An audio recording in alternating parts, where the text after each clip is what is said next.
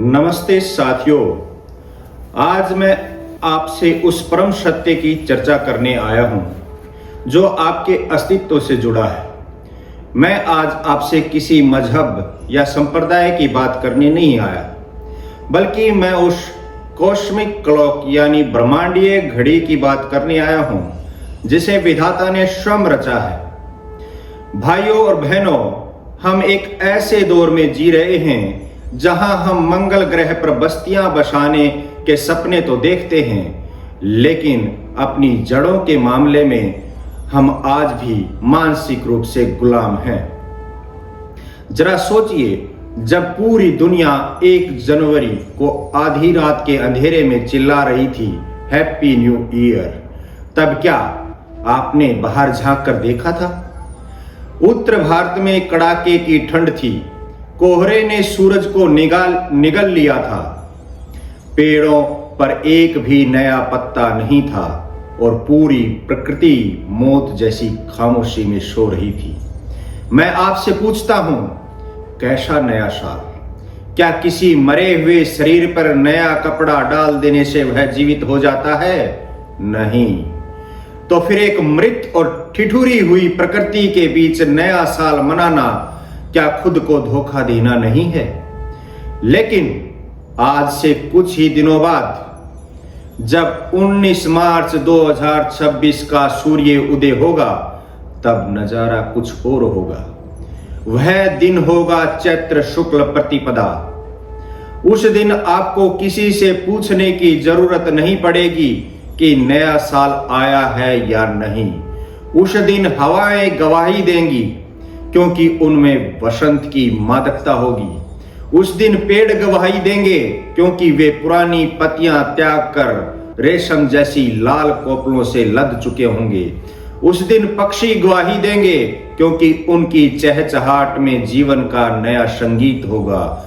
यही वह दिन है जब पृथ्वी का अक्ष सूर्य के साथ एक अद्भुत नृत्य करता है, जिसे विज्ञान वर्नल इक्विनॉक्स कहता है। आज लोग नासा की गणनाओं पर अचंभित होते हैं, लेकिन मैं गर्व से कहता हूं कि मेरे ऋषियों ने आज से अरबों साल पहले ही लिख दिया था कि सृष्टि का चक्र कहां से शुरू होता है। हम उस महान संस्कृति के वारिस हैं जिसने 1,98,08,53,126 वर्षों का हिसाब उंगलियों पर रखा है। 19 मार्च 2026 को हम विक्रम संवत 2083 में प्रवेश करेंगे। दुनिया कहती है कि वे 2026 में हैं, हम कहते हैं कि हम उनसे 57 साल आगे हैं। यह पिछड़ापन नहीं है, यह उस उन्नत विज्ञान की गूंज है जिसे महर्षि दयानंद सरस्वती ने वेदों की ओर लौटो कहकर फिर से जगाया था। अगले कुछ मिनटों में हम केवल बातें नहीं करेंगे, हम इस महाआरंभ की वैज्ञानिक परतों को खोलेंगे। हम जानेंगे कि क्यों 19 मार्च को ही श्री राम का राज्याभिषेक हुआ, क्यों इसी दिन नीम और मिश्री खाना आपके डीएनए तक को शुद्ध कर देता है। अगर आप भी अपनी बुद्धि को तर्क की कसौटी पर कसना चाहते हैं, तो इस प्रवचन की एक एक शब्द को ध्यान से सुनिएगा, क्योंकि आज आप यहां से केवल एक दर्शक बनकर नहीं, बल्कि एक जागृत मानव बनकर निकलेंगे। भाइयों, गुलामी केवल बेड़ियों में नहीं होती। गुलामी तब भी होती है जब हम अपनी बुद्धि का इस्तेमाल करना बंद कर देते हैं। आज दुनिया 1 जनवरी को नया साल मनाती है, लेकिन क्या आपने कभी इतिहास के पन्ने पलटे? 1 जनवरी का चुनाव किसी विद्वान ने नहीं, बल्कि एक रोमन तानाशाह जूलियस सीजर ने किया था। उसने अपनी मर्जी से कैलेंडर के महीने जोड़ दिए और एक ऐसी तारीख तय कर दी जिसका प्रकृति के किसी भी नियम से कोई लेना देना नहीं था। यह हमारी बौद्धिक गुलामी है कि हम उस उधार के कैलेंडर को ढो रहे हैं जिसमें जून का नाम जुनो देवी पर और अगस्त का नाम अगस्तस राजा पर। इसमें न तो सितारों की चाल है, न ऋतुओं का परिवर्तन। यह वैसा ही है जैसे आप एक ऐसी घड़ी पहन लें जो समय तो दिखाती है लेकिन जिसका सूरज के उगने और ढलने से कोई वास्ता नहीं।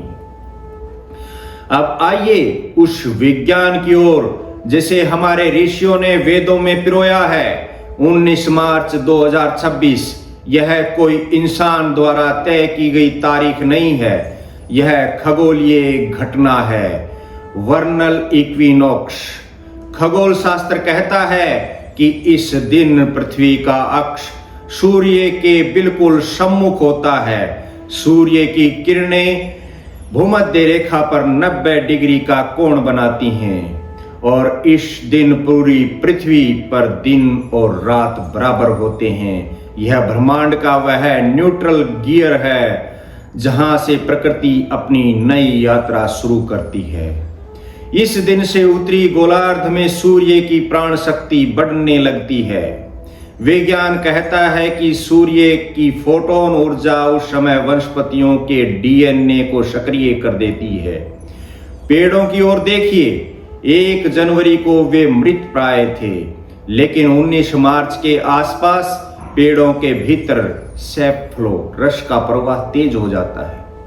वनस्पति विज्ञान बोटनी कहती है कि नई कोपलों में एंथोसायनिन नाम का तत्व बढ़ जाता है जो उन्हें सूर्य की यूवी किरणों से बचाता है।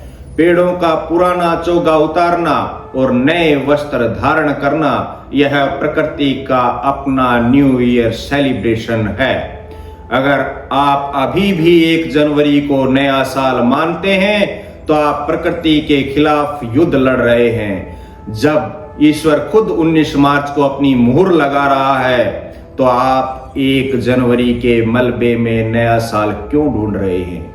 साथियों, हमारा विज्ञान कितना उन्नत है इसका अंदाजा इस बात से लगाइए। ईसाई कैलेंडर को हर कुछ साल बाद लीप ईयर जोड़कर अपनी गलतियां सुधारनी पड़ती हैं, लेकिन हमारा सृष्टि संवत 1,98,08,53,126 वर्ष और विक्रम संवत का गणित इतना सटीक है कि यह अरबों सालों में 1 सेकंड की भी चूक नहीं करता। हम उस राष्ट्र के लोग हैं जहां एक सामान्य पंचांग देखने वाला पंडित भी यह बता सकता है कि आज से 50 साल बाद किस मिनट पर सूर्य ग्रहण लगेगा। यह गुलामी से मुक्ति का मार्ग है, अपनी श्रेष्ठता को पहचानना। 1 जनवरी का नया साल कारपोरेट का बाजार है, लेकिन 19 मार्च का नव वर्ष कुदरत का दरबार है। गुलामी हमें नकल करना सिखाती है, लेकिन विज्ञान हमें तर्क करना सिखाता है। 19 मार्च 2026 को जागिए और अपनी गुलामी की जंजीरों को वेदों के ज्ञान से काट दीजिए।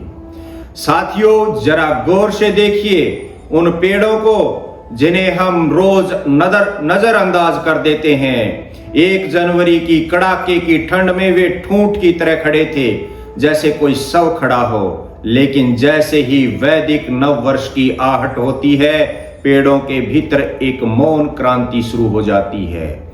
सेफ्लोक का विज्ञान जानिए। वनस्पति विज्ञान कहता है कि वसंत की गुनगुनी धूप पड़ते ही पेड़ों की जड़ों में जमा रस गुरुत्वाकर्षण के विरुद्ध ऊपर की ओर भागने लगता है। यह पेड़ का ब्लड प्रेशर है जो नई जान फूंकता है।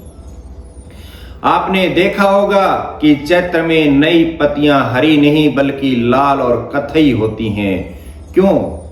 क्योंकि उनमें एंथोसायनिन होता है। यह कुदरत का दिया हुआ सनस्क्रीन है जो उन कोमल कोपलों को सूर्य की अल्ट्रावायलेट किरणों से झुलसने नहीं देता। ईश्वर ने नव वर्ष के लिए कोमल पत्तियों तक को सुरक्षा कवच दिया है और हम कहते हैं कि साल जनवरी में शुरू हुआ था, जहां जीवन का नामो निशान नहीं था। सिर्फ पेड़ ही नहीं, चराचर जगत के जीव भी इस तिथि की गवाही देते हैं। 19 मार्च के आसपास आप हवाओं में एक अलग गूंज सुनेंगे। जूलॉजी कहती है कि अधिकांश पक्षी और जंगली जानवर इसी समय अपना वंश बढ़ाते हैं। क्यों? क्योंकि प्रकृति जानती है कि अब न तो जानलेवा ठंड है और न ही झुलसाने वाली गर्मी। नवजात शिशुओं के जीवित रहने के लिए यह स्वर्णिम समय है।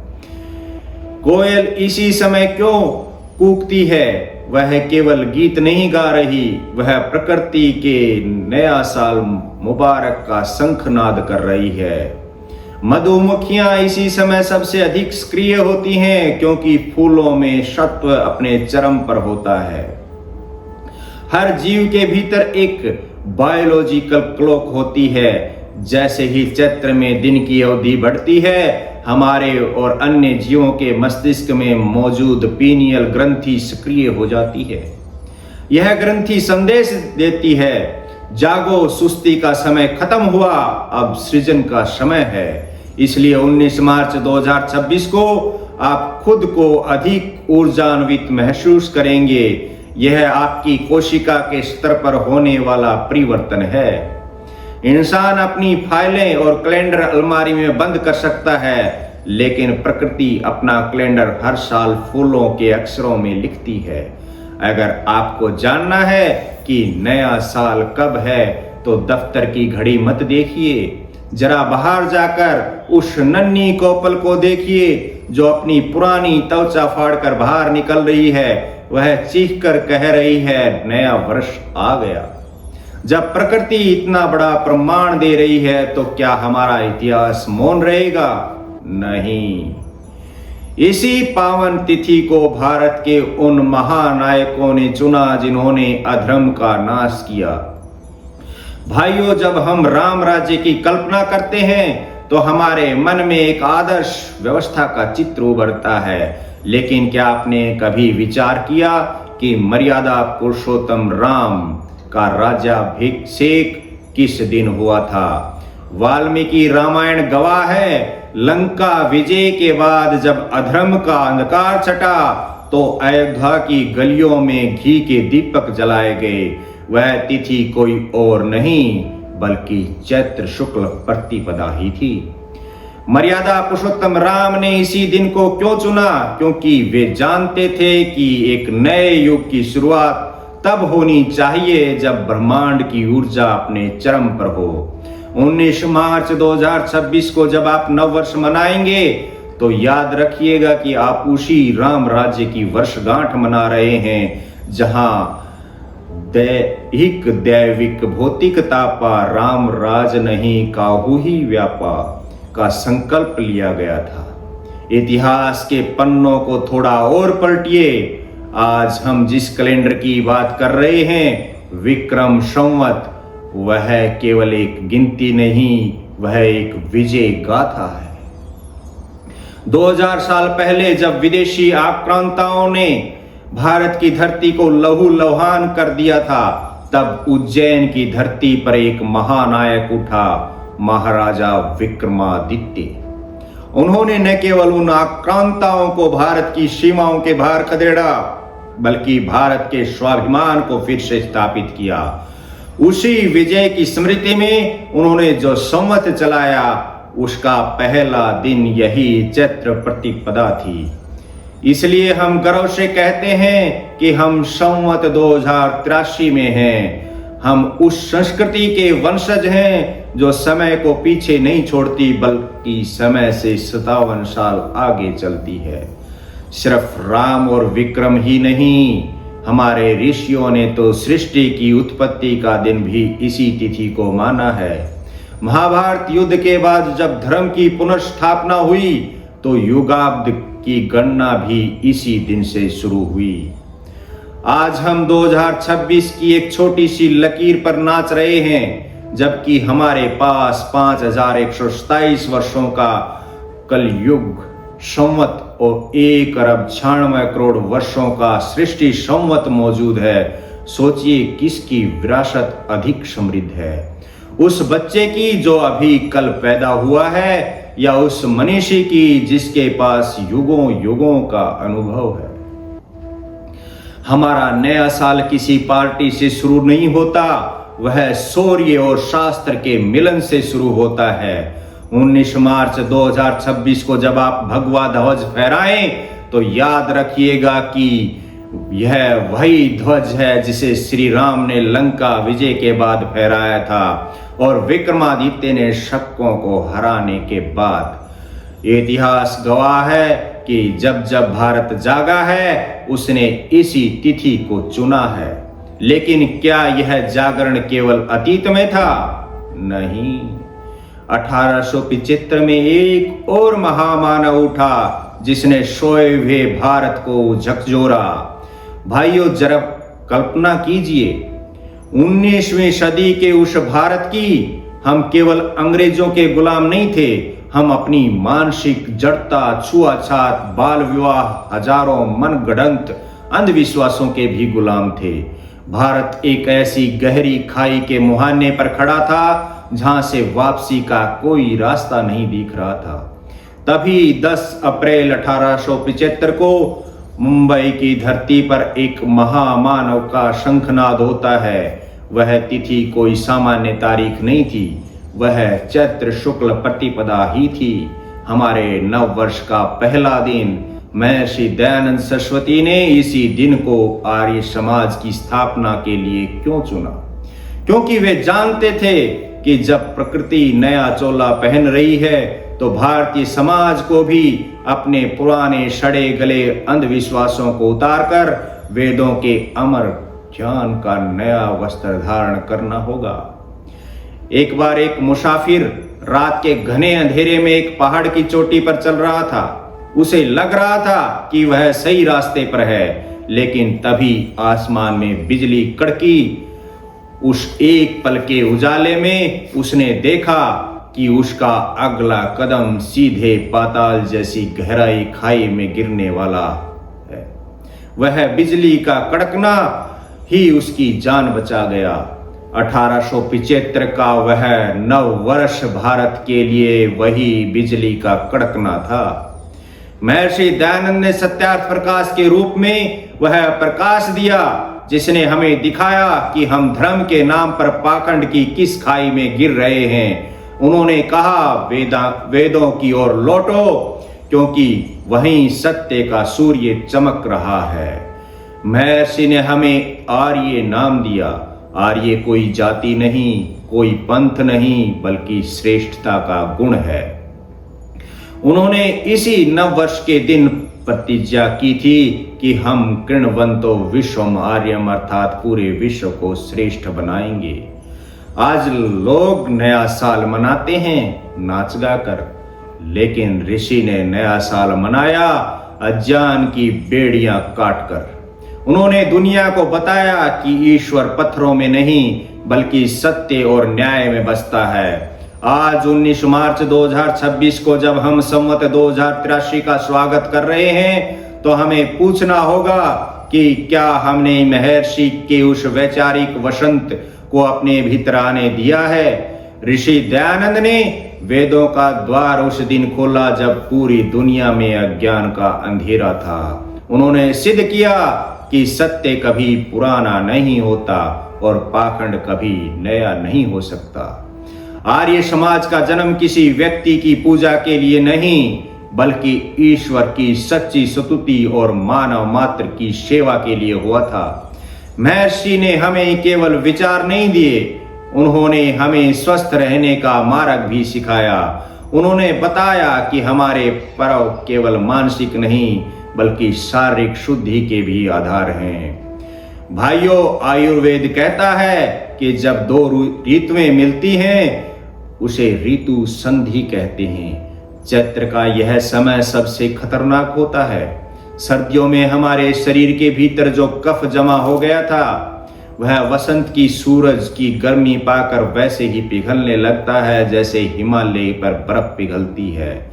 यही वह समय है जब जुकाम, खांसी, बुखार और वायरस का हमला सबसे तेज होता है। आधुनिक विज्ञान इसे इन्फेक्शन कहता है, हमारे ऋषियों ने इसे ऋतु दोष कहा। इसलिए उन्होंने नव वर्ष के पहले दिन नीम और मिश्री का विधान रखा। लोग पूछते हैं, स्वामी जी नए साल पर नीम क्यों? मैं कहता हूं यह मां कसम वाला टोटका नहीं है, यह वर्ल्ड प्योरिफिकेशन की दुआ है। नीम में अजादिरचटिन जैसे तत्व होते हैं जो प्राकृतिक एंटीबायोटिक है। जब आप 9 वर्ष की सुबह खाली पेट नीम की कोमल पत्तियां चबाते हैं तो वह आपके रक्त को फिल्टर कर देता है और साल भर के लिए आपकी इम्यूनिटी की दीवार खड़ी कर देता है। लोग 1 जनवरी को शराब पीकर लीवर सड़ाते हैं और हम 19 मार्च को नीम खाकर खून साफ करते हैं। अब आप ही बताइए मूर्ख कौन है और साइंटिफिक कौन? 19 मार्च 2026 को नीम की पत्ती केवल जवान कड़वी करेगी, लेकिन आपके पूरे साल के स्वास्थ्य को मीठा कर देगी। अब आइए उस महान विज्ञान की ओर जिसे यज्ञ कहते हैं। 19 मार्च 2026 की सुबह जब आप सामूहिक अग्निहोत्र करेंगे तो क्या होगा? जब शुद्ध घी और जड़ी बूटियां अग्नि के संपर्क में आती हैं तो वे अत्यधिक तापमान पर वाष्पीकृत होती हैं। विज्ञान कहता है कि यज्ञ के धुएं से निकलने वाली सूक्ष्म गैस से हवा के हानिकारक बैक्टीरिया का 94% तक विनाश कर देती है। मंत्रों की ध्वनि और अग्नि की लपटें मिलकर हवा को ऐसे आयन से भर देती हैं जो तनाव को कम करते हैं और फेफड़ों की कार्य क्षमता बढ़ाते हैं। यह एयर प्योरीफायर नहीं है, यह ब्रह्मांडीय चिकित्सा है। यज्ञ का धुआं प्रदूषण नहीं बल्कि प्रदूषण का एंटीडोट है। यह वह ऑक्सीजन टैंक है जिसे हमारे ऋषियों ने हवा में ही फिट कर दिया था। चैत्र में नई फसल घर आती है। हमारे ऋषियों ने कहा अन्नम ब्रह्म, अन्न ही ब्रह्म है। नए अनाज को सीधे खाने के बजाय पहले उसे यज्ञ की अग्नि में आहुति के रूप में समर्पित किया जाता है। इसे नवेष्टि कहते हैं। इसके पीछे का मनोविज्ञान समझिए। जो प्रकृति ने हमें दिया उसका पहला हिस्सा हम समाज और प्रकृति को लौटाते हैं। यह कृतज्ञता का विधान है। शरीर शुद्ध हो गया, इतिहास जान लिया, अब समय है भविष्य को जानने का। विक्रम संवत 2083 हमारे लिए क्या संदेश लेकर आ रहा है? भाइयों, हमारे 60 संवत्सरों के चक्कर में इस वर्ष का नाम है प्रमादी। प्रमाद का अर्थ होता है आलस्य, असावधानी, कर्तव्य से विमुख होना। यह नाम हमें डराने के लिए नहीं बल्कि जगाने के लिए रखा गया है। यह वर्ष संकेत दे रहा है कि जो राष्ट्र या समाज आलस्य में डूबा रहेगा वह पीछे छूट जाएगा। संवत 2083 हमें पुरुषार्थ की मांग कर रहा है। ऋषि दयानंद ने कहा था कि आलस्य ही मनुष्य का सबसे बड़ा शत्रु है। अतः इस वर्ष का मंत्र है प्रमाद छोड़ो, प्रबोध बनो।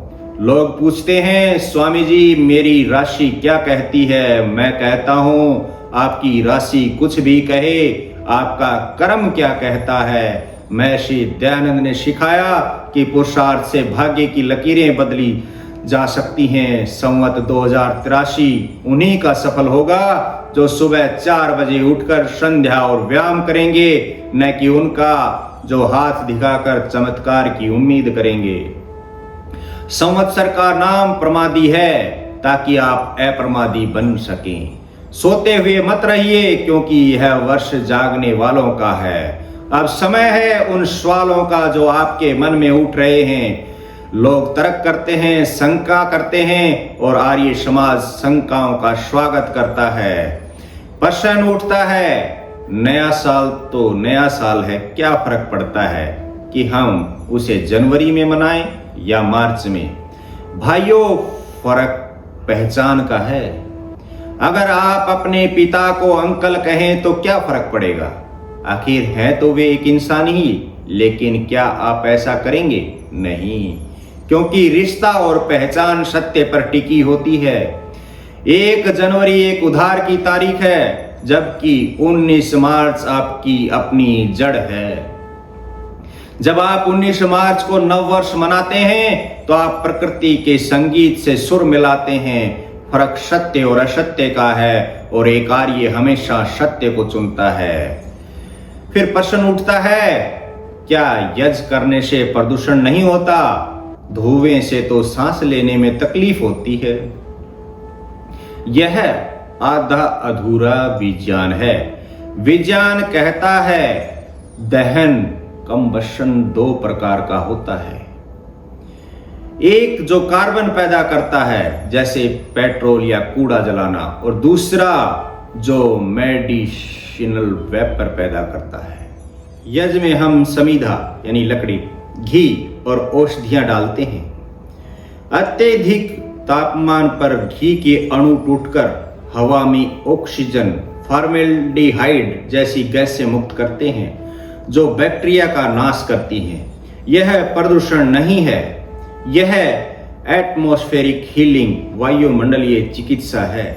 जैसे अस्पताल की दवाओं की गंध प्रदूषण नहीं होती, वैसे ही यज्ञ की गंध प्राण वायु का शोधन है।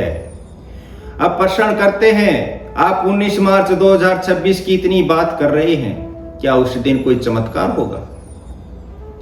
आर्य समाज चमत्कारों में नहीं, नियमों में विश्वास रखता है। 19 मार्च को कोई जादू नहीं होगा कि आसमान से सोना बरसेगा। चमत्कार आपकी चेतना में होगा। जब आप उस दिन सूर्योदय के समय संध्या करेंगे और नीम का सेवन करेंगे और अपनी संस्कृति पर गर्व करेंगे तो आपकी मानसिक शक्ति बढ़ेगी। असली चमत्कार तब होता है जब एक सोया हुआ समाज जाग जाता है। अभी प्रश्न किया जाता है कि मिश्री और नीम ही क्यों? क्या हम मल्टीविटामिन की गोली नहीं खा सकते? मल्टीविटामिन की गोली कृत्रिम है और नीम जीवित औषधि है। चैत्र के महीने में शरीर का तापमान बदलता है। नीम आपके पाचन तंत्र को रीसेट करता है। मिश्री केवल मिठास नहीं, यह त्वरित ऊर्जा का स्रोत है जो कड़वाहट के बाद शरीर के तंत्र को संतुलित करती है। हमारे ऋषियों ने इसे उत्सव इसलिए बनाया ताकि गरीब से गरीब व्यक्ति भी बिना डॉक्टर के पास जाए अपना एनुअल हेल्थ चेकअप और डिटॉक्स खुद कर सके। अब प्रश्न करते हैं कि विक्रम संवत 2083 कहना मुश्किल है, 2026 कहना आसान है, हम इसे क्यों बदलें? आसान तो गुलामी भी होती है क्योंकि उसमें सोचना नहीं पड़ता। मुश्किल तो स्वाभिमान की लड़ाई होती है। जब आप 2083 कहते हैं तो आप दुनिया को बताते हैं कि जिस समय ईसा मसीह के पूर्वज कपिलों में रहते थे उस समय मेरे देश में महाराजा विक्रमादित्य जैसे महान सम्राट न्याय कर रहे थे। यह संख्या नहीं, आपकी विरासत की लंबाई है। अपनी ऊंचाई बताने में शर्म कैसी? आइए आप भी कमेंट में प्रश्न पूछिए। शंका करना बुरा नहीं है, लेकिन शंका में ही मर जाना बुरा है। तर्क कीजिए, वेदों के प्रकाश में अपना समाधान पाइए। आर्य समाज का मंच अंधविश्वास की जगह नहीं बल्कि तार्किक क्रांति की प्रयोगशाला है। भाइयों और बहनों, पिछले कुछ मिनटों में हमने ब्रह्मांड की गहराइयों से लेकर अपने शरीर की कोशिकाओं तक की यात्रा की। हमने सिद्ध किया कि 19 मार्च 2026 की यह चैत्र प्रतिपदा केवल एक धार्मिक पर्व नहीं बल्कि प्रकृति का महा उत्सव है। लेकिन याद रखिएगा, प्रवचन सुनकर ताली बजा देना बहुत आसान है। असली चुनौती तब शुरू होती है जब आप इस वीडियो से बाहर निकलते हैं, इन बातों को सुनकर बाहर निकलते हैं। अगर कल भी आपके जीवन में वही आलस्य रहा, वही प्रमाद रहा, तो यह सारी चर्चा व्यर्थ है। महर्षि दयानंद ने हमें विचारों का जुगाली करने वाला नहीं बल्कि कर्मवीर आर्य बनने का आदेश दिया था। हम उस समय में जी रहे हैं जब हम महर्षि दयानंद के 200वें जन्मोत्सव की शताब्दी मना चुके हैं। हम संवत 2083 हमारे लिए ऋषि ऋण चुकाने का वर्ष है। ऋषि ने हमें अज्ञान के दलदल से निकाला, हमें वेदों की रोशनी दी, क्या हम उनके सम्मान में अपने जीवन का एक छोटा सा हिस्सा समाज को नहीं दे सकते? आज इस मंच से मैं आपसे कोई दान नहीं मांग रहा, मैं आपसे आपके संकल्प मांग रहा हूं। आइए, जहां भी आप बैठे हैं, आप सीधे होकर बैठें, अपने मन में उस निराकार सर्वव्यापक ईश्वर का ध्यान करें और मेरे साथ इन 5 संकल्पों को अपने हृदय में उतारें। पहला है स्वाध्याय का संकल्प। मैं संकल्प लेता हूं कि संवत 2083 में हर दिन कम से कम 10 मिनट सत्यार्थ प्रकाश या वेदों का स्वाध्याय करूंगा। दूसरा संकल्प पर्यावरण का संकल्प। चूंकि यह प्रकृति का दिन है, जन्मदिन है, मैं इस वर्ष कम से कम 1 औषधीय पौधा लगाऊंगा और उसकी संतान की तरह रक्षा करूंगा। और तीसरा संकल्प है यज्ञ का संकल्प। मैं 19 मार्च 2026 की सुबह अपने परिवार के साथ सामूहिक यज्ञ हवन करूंगा और अब समाज में इस विज्ञान का प्रचार करूंगा। स्वदेशी की पहचान का संकल्प। चौथा संकल्प, मैं अपनी भाषा, अपने पहनावे और अपनी काल गणना विक्रम संवत पर गर्व करूंगा। मैं अब बौद्धिक गुलाम नहीं रहूंगा। और 5वां संकल्प, पाखंड मुक्ति का संकल्प। मैं किसी भी ऐसे कार्य को नहीं मानूंगा जो तर्क और वेदों के विरुद्ध हो। मैं उस अंधविश्वास का अंधेरा मिटाकर सत्य का दीपक जलाऊंगा। भाइयों, सूरज उगने वाला है। 19 मार्च 2026 की वह पहली किरण जब आपके आंगन में आए तो वह आपको सोया हुआ न पाए, वह आपको यज्ञ की अग्नि के सामने बैठा हुआ पाए। उठो आर्यो, हाथ में वेदों की मशाल लो। संवत 2083 पुकार रहा है। प्रमाद को त्यागो और प्रबोध बनो।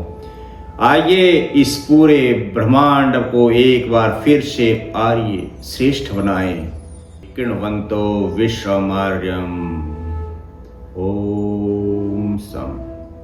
ओम शांति शांति शांति।